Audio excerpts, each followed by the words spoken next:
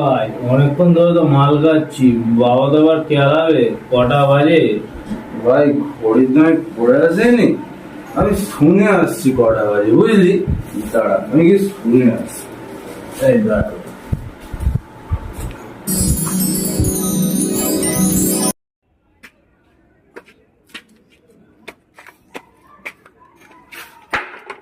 রাত্রিবেলা 12টার সময় গিয়ে মদ খেয়ে মাঝে যাচ্ছে।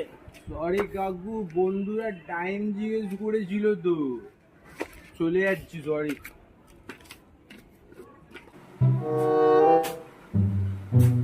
ভাই কাকু বললো রাত্রি 12টা বাজে।